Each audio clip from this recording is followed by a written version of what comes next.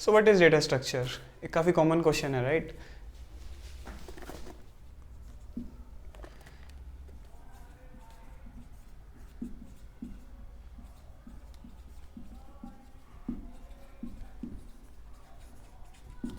सो data structure एक रास्ता है, एक तरीका है जिससे हम डेटा को ऑर्गेनाइज करते हैं ताकि हम उसके ऊपर यूज़फुल ऑपरेशंस परफॉर्म कर सके और वो हमें एक अच्छा रिजल्ट दे दे, राइट?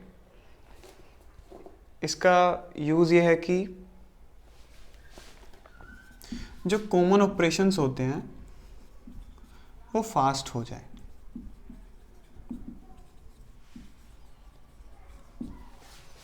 जो सिंपल ऑपरेशंस है वो फास्ट होने चाहिए। एक डेटा स्ट्रक्चर की खासियत ये रहती है।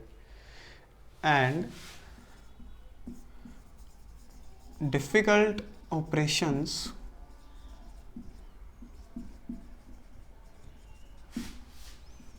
पॉसिबल हो जाए।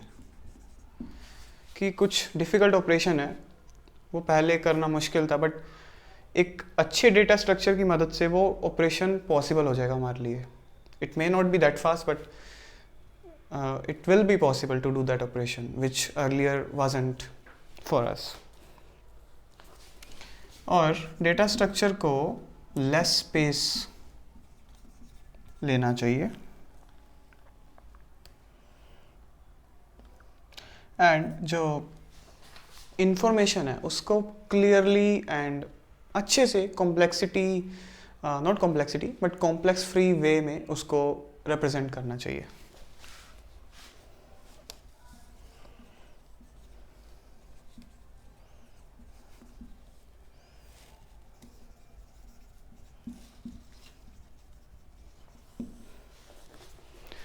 तो अगर हम एक अच्छा डेटा स्ट्रक्चर यूज़ करते हैं तो उससे हमारे जो भी ऑपरेशंस हैं वो काफ़ी फास्ट हो जाएंगे, काफ़ी कम स्पेस लेगा हमारा data structure. Basically our life will be very easy and in real world हम हमेशा यही चाहते हैं कि हमारी जो एप्लीकेशन है वो अच्छे से तेज़ी से परफॉर्म करे, उसकी स्पीड काफ़ी तेज़ हो। Like when we open this facebook.com you want it to be very fast, right? So अगर उन्होंने अच्छा डेटा स्ट्रक्चर यूज़ नहीं किया होगा then you might see lag, okay, page is loading, buffering. So some common data structure which are used in real world are set. So set is for membership, कि अगर हमें ये check करना हो कि ये चीज़ इससे बिलोंग करती है तो जनरली इस चीज़ को हम यूटिलाइज करने के लिए सेट डेटा स्ट्रक्चर का यूज़ करते हैं और it's for membership. Other data structure which is used in real world is stack. तो stack का यूज़ कहाँ होता है? So it's a basically last in first out data structure. So जो सबसे लास्ट में आता है वो हम पहले निकाल लेते हैं। तो हमारे जो ब्राउज़र्स होते हैं वो स्टैक डेटा स्ट्रक्चर का यूज़ करते हैं जब हम बैक बटन प्रेस करते हैं। सो हम बैक बटन प्रेस करते हैं, then we go to the back page, then we go to the second last, then we go further, right?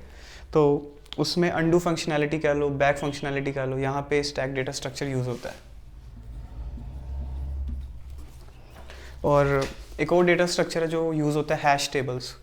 तो हैश टेबल कब यूज़ होता है? जब ये जो हमारे कंपाइलर्स होते हैं और ये जब रन टाइम पे फंक्शंस को वो करते हैं, डिफाइन करते हैं, बाउंड करते हैं, right? We basically call it method binding. तो उस टाइम पे कंपाइलर इसका हैश टेबल डेटा स्ट्रक्चर का यूज़ करते हैं।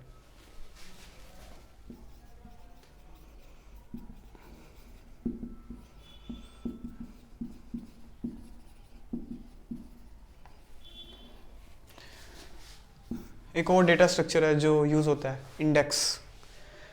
ये यूज़ होता है हमारे सर्च इंजन में। सो हम जब गूगल करते हैं so that gives us result very fast. अगर उन्होंने अच्छे से इंडेक्सिंग ना कर रखी हो, जिस इंडेक्स जो ये इंडेक्स डेटा स्ट्रक्चर प्रोवाइड करता है, तो हमारा जो सर्च क्वेरी होगा वो काफ़ी टाइम ले लेगा। यू कैंट इमेजिन कि इतने सारे पेजेस में से वो हमारा एक रिजल्ट लेके आता है। So index is very important.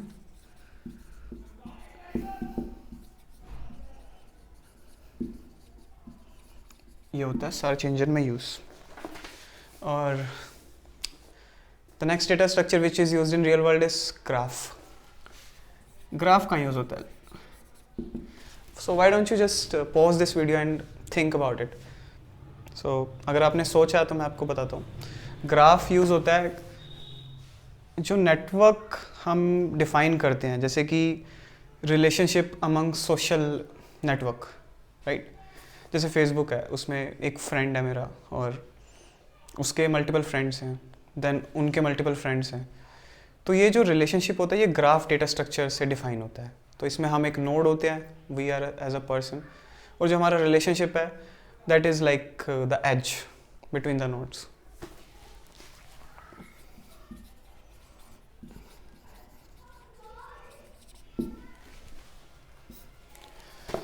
All right. Thank you for staying till the end.